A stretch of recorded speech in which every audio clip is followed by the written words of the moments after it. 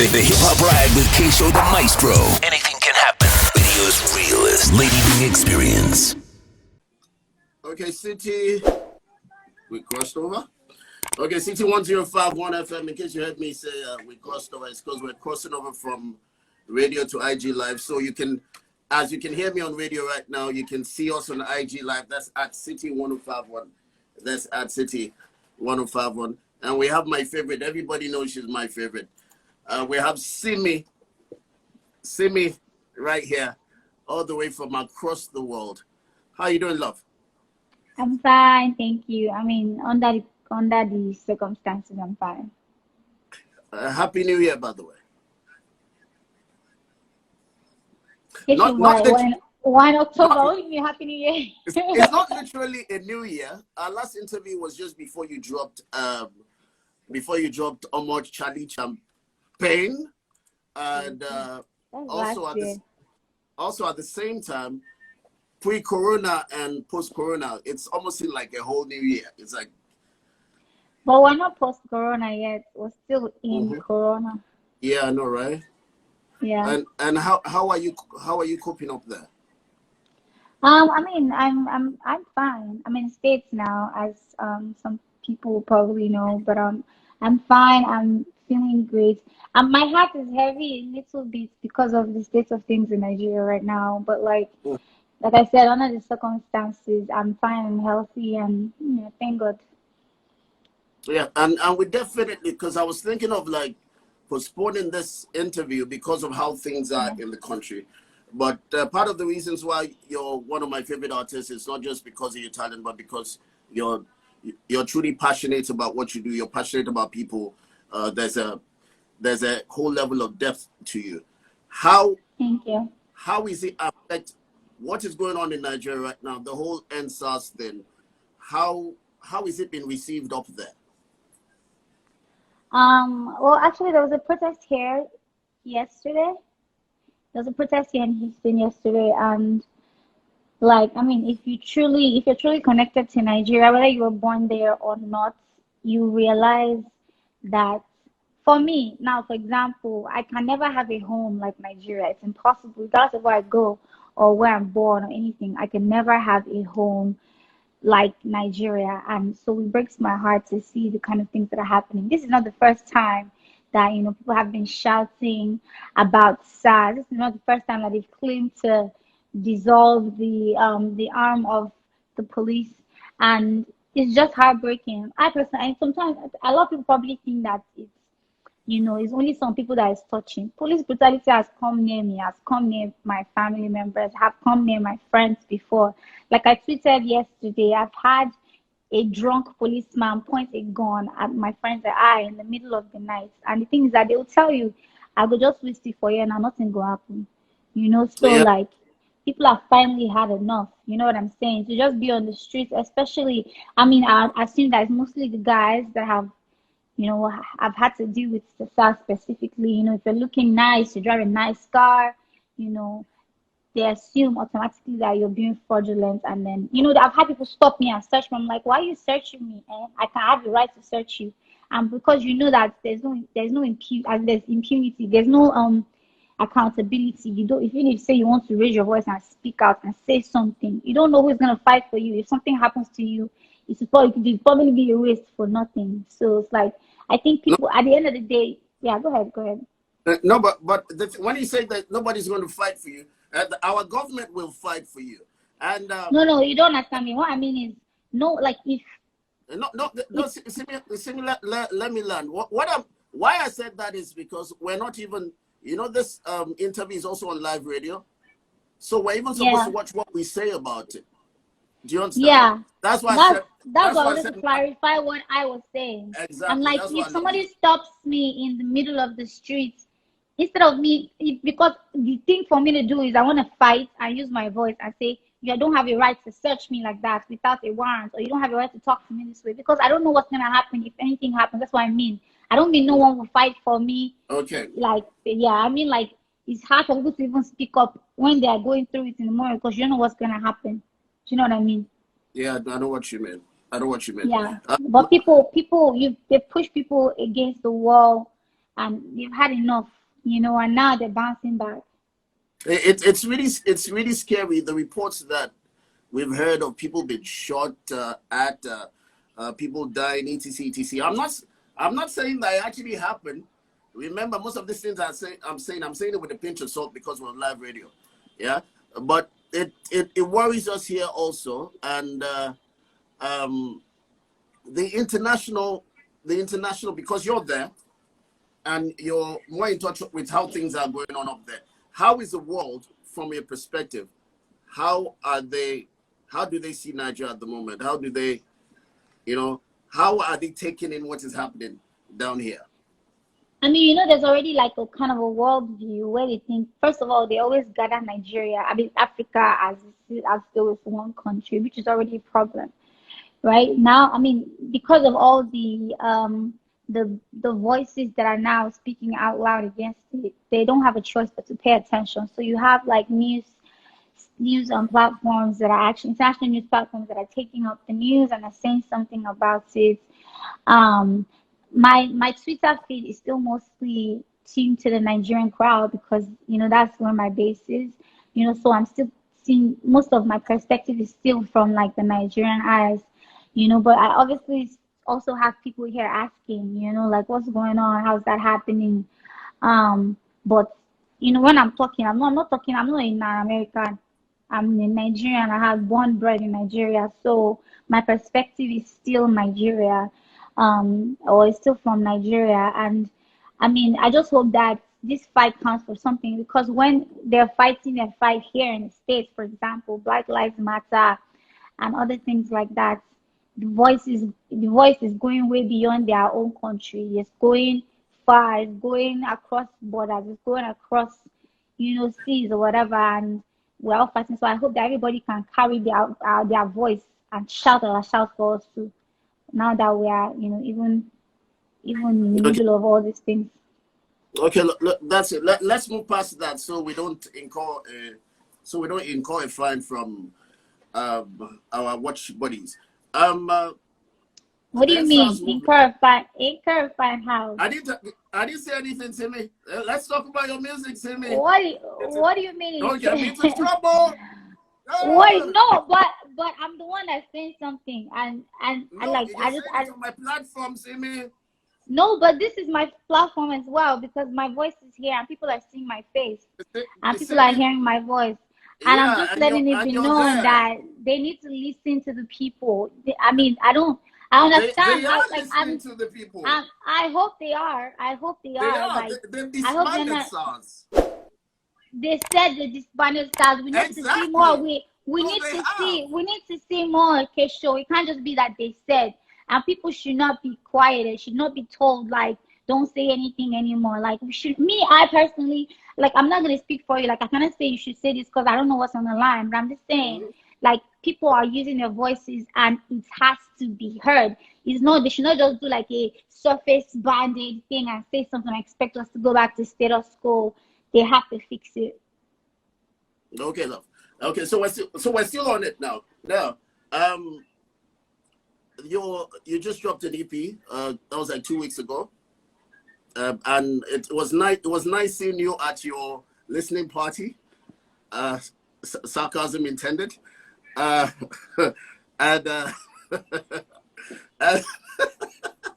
and how has it affected how you're pushing your EP?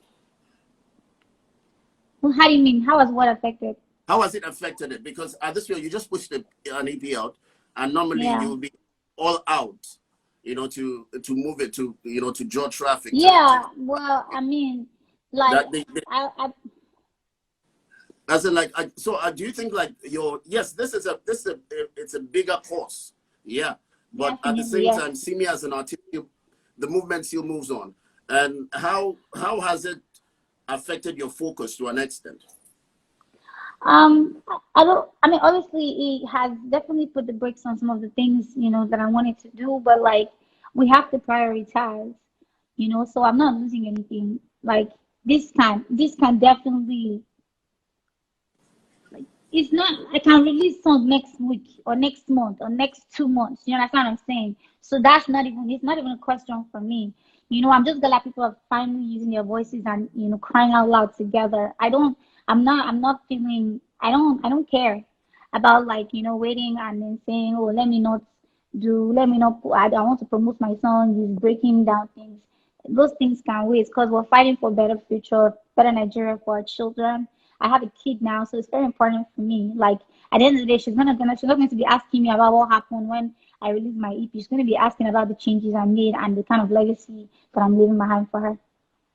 Okay. Now let's get back to just because I was going to ask that question. Almost like you read my mind. Like, after you dropped your last album, Simi became a wife. Simi became a mother.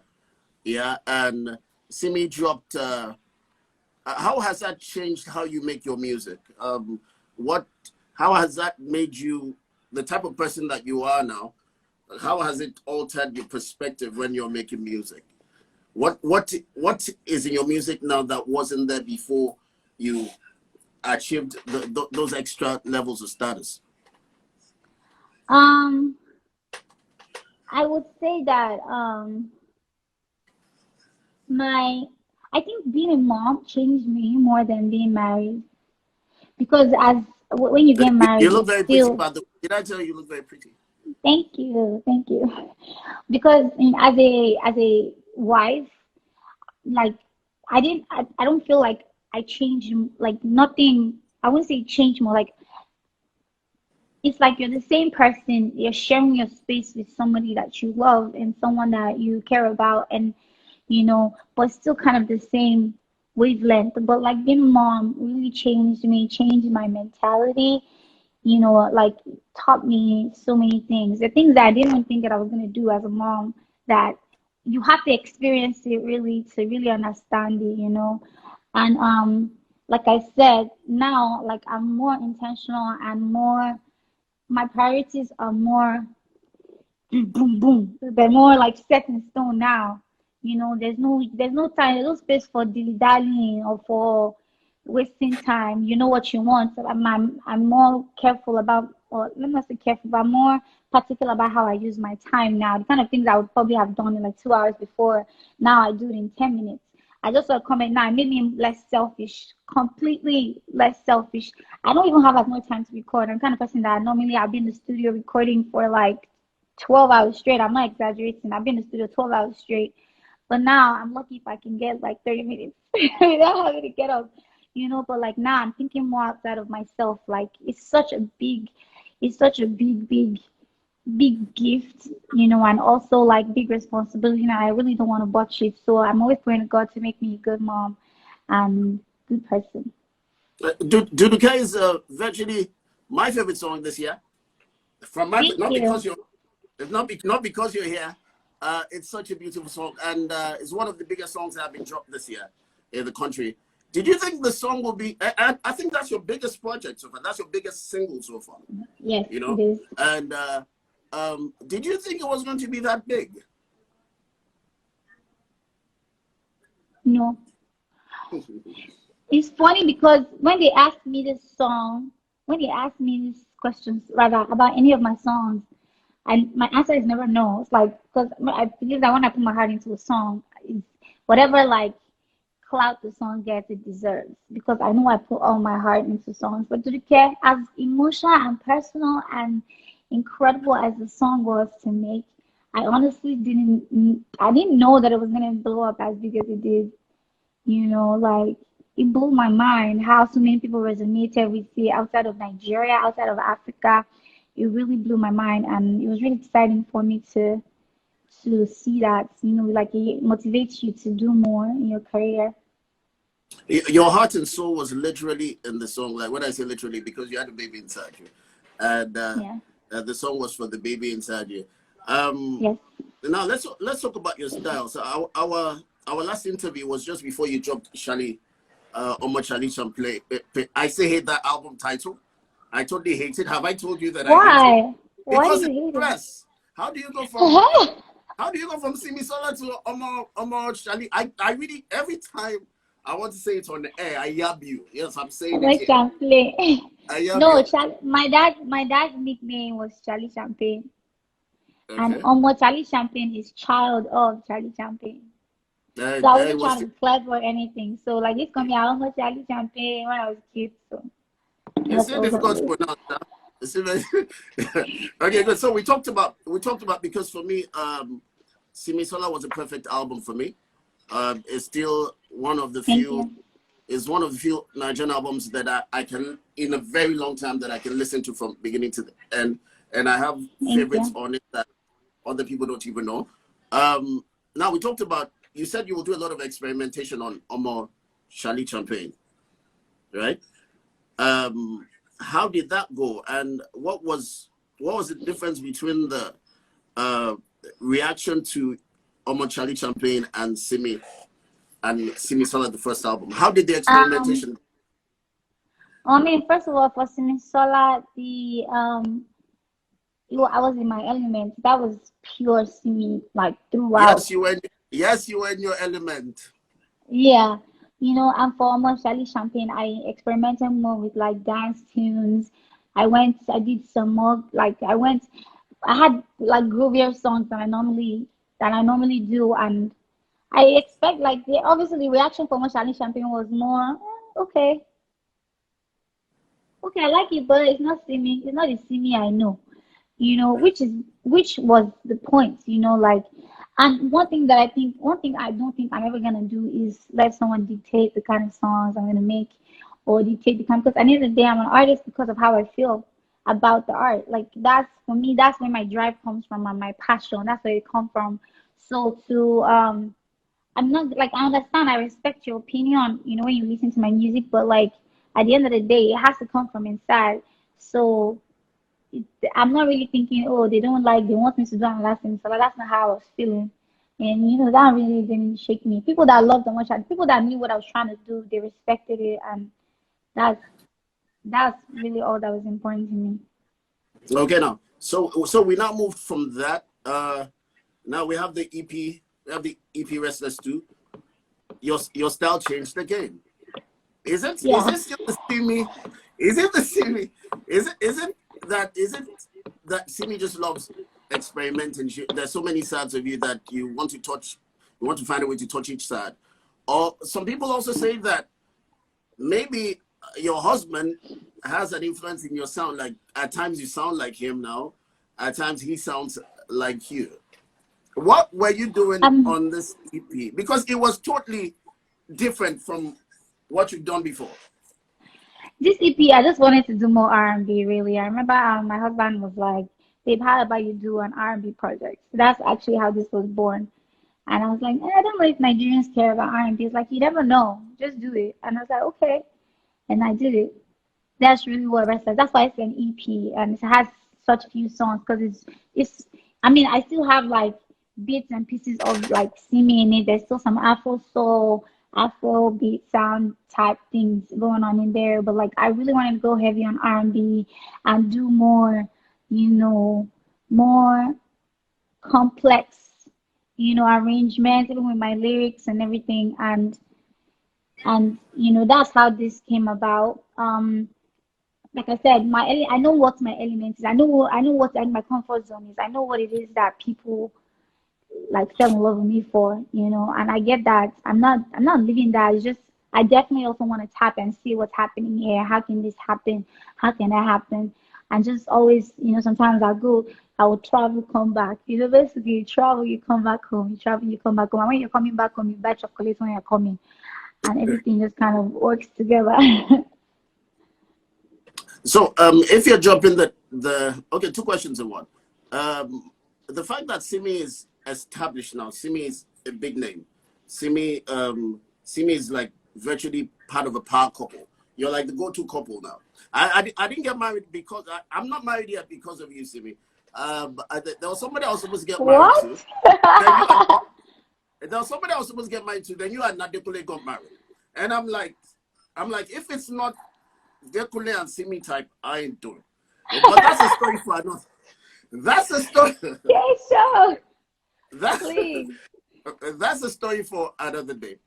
being comfortable and being as established as you are, it makes it easier to experiment, right? It makes it easier to be like, okay, let me mess around with an R&B EP. Yeah, It makes it definitely. easier.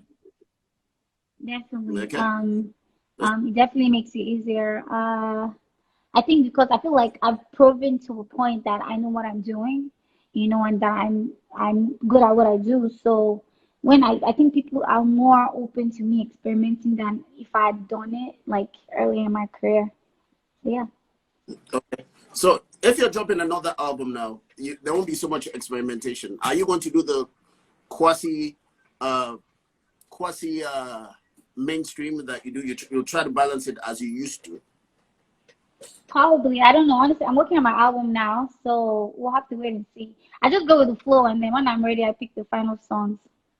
Okay, now the EP. There's been this thing for a long time. There's been this conspiracy theory that Nigerian female artists don't work together. That you hardly feature. I'm sure you've heard this a million times. Have we discussed this before? No, we I haven't. don't remember. Okay, good.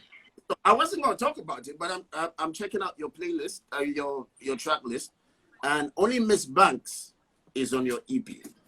Okay, Niniola dropped an album recently. I Yeah. think the female artist that was on it also wasn't. I don't think she was Nigerian. Yeah, I don't think she was Nigerian. Why don't Nigerian female artists make songs together? Maybe it's not intentional, but No, I it's don't been think that happening it's for so for long. me. I can only speak for myself.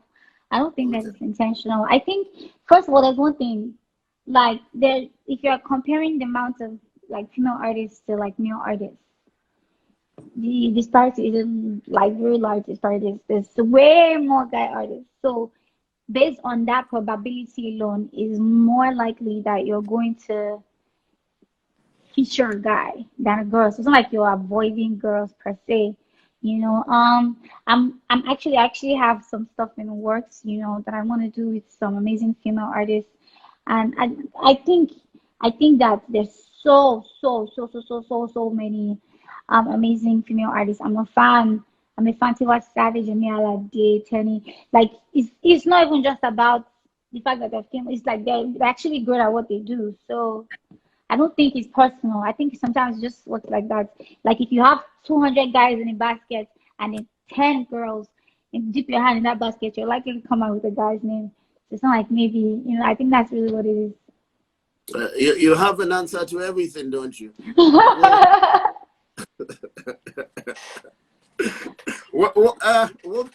Could it also be like what the factors that determined who you featured and the type of sounds on this particular EP? Could it also be that because you're outside of the country, because you're really not around Nigerian artists, and most of the stuff you had to do had to be virtual? Could that also be, because I know how artists can be, you can No, be I don't heavily think influenced. so. I don't think so because most of my stuff is actually virtual. Even before now, most of my stuff, like I work better, I record better when I'm by myself. So like usually even if I do features, I still have to send it out for them to send my verse back in. So I don't think that that's what it is. Okay, now let's talk about, this might be my second to last question. Let's talk about being part of a power couple. Yeah, being part of you guys are amazing. You guys, we love you Thank guys. As you. I said, I'm not married because of you guys. How and this is this is advice, right, for people that are in the public eye, that are together. We know how difficult it is to even be married when you're not in the public eye, not to talk of how it is when, how, he gets a lot of attention, you get a lot of attention. How do you guys manage? How do you manage it? I don't think it's something to manage. It's part of your life. So like I think you know what's important to you and you know what you're willing to do to protect that. For me, it's that simple.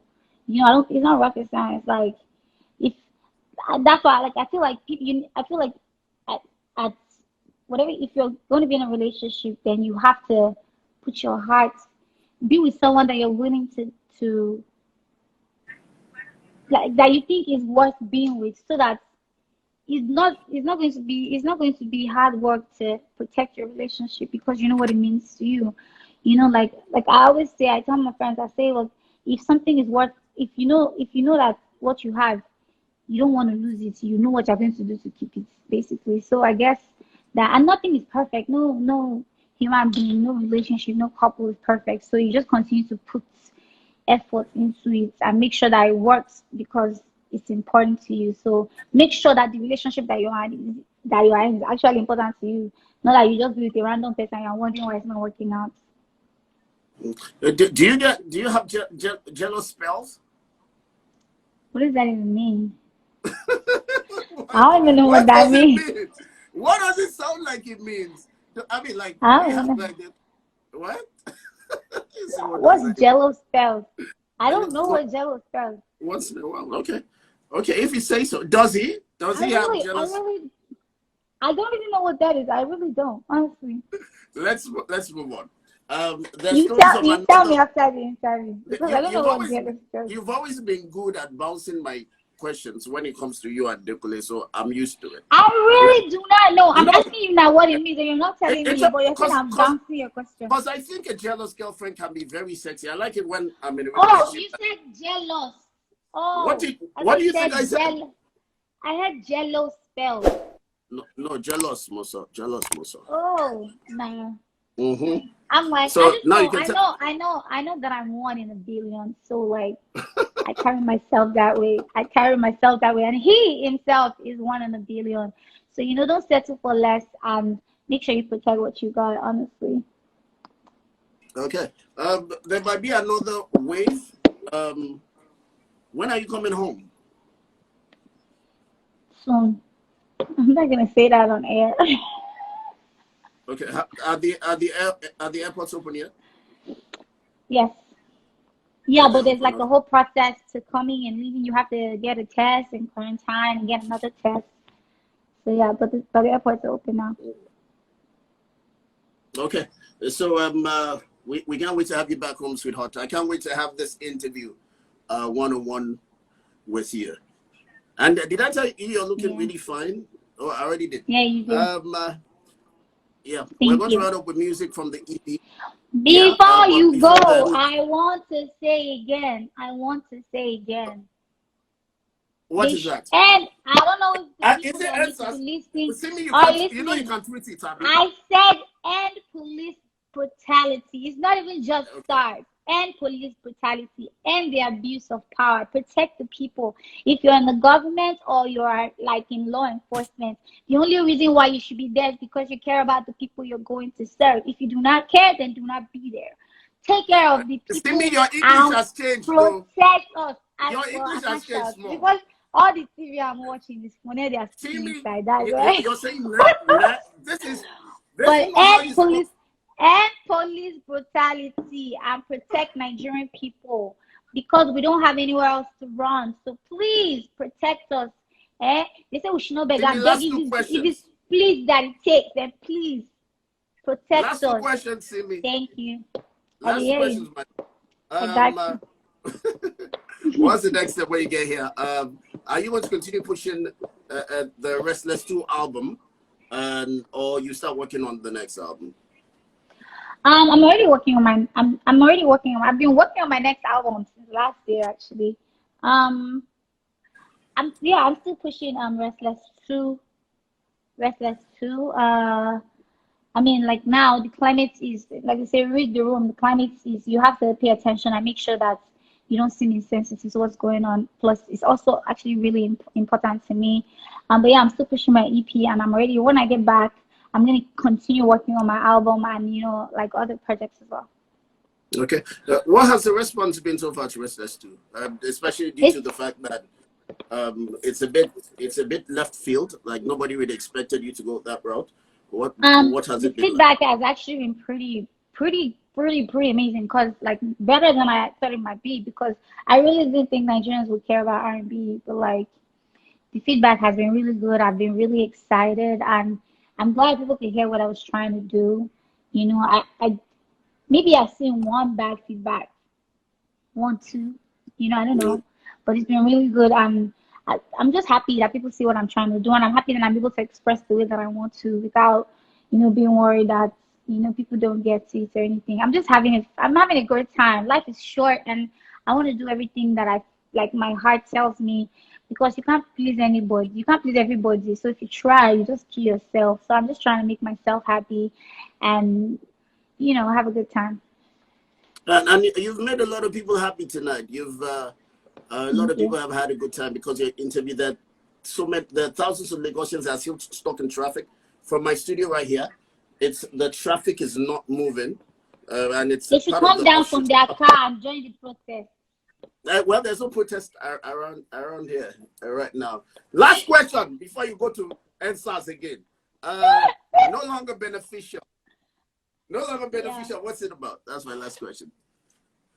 It's actually about this chick that she's in the friends with benefit situation with some guy, and suddenly the guy has got feelings, and she's like, I'm not trying to do that with you. She's not trying to fall in love. She's not trying to do love things. She just wants to catch fun. So she's like, well, this particular friends with benefits situationship is no longer beneficial to me. So friend with benefit no longer beneficial. Put a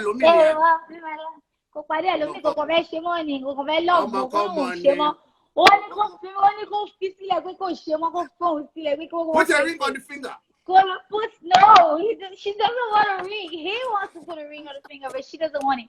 And it's especially interesting because she because usually they assume that it's guys that always want to be the one, saying I don't want strings attached. But this is coming from a girl's perspective, and I want to see how guys feel about that. When you catch feelings and God doesn't want, what do?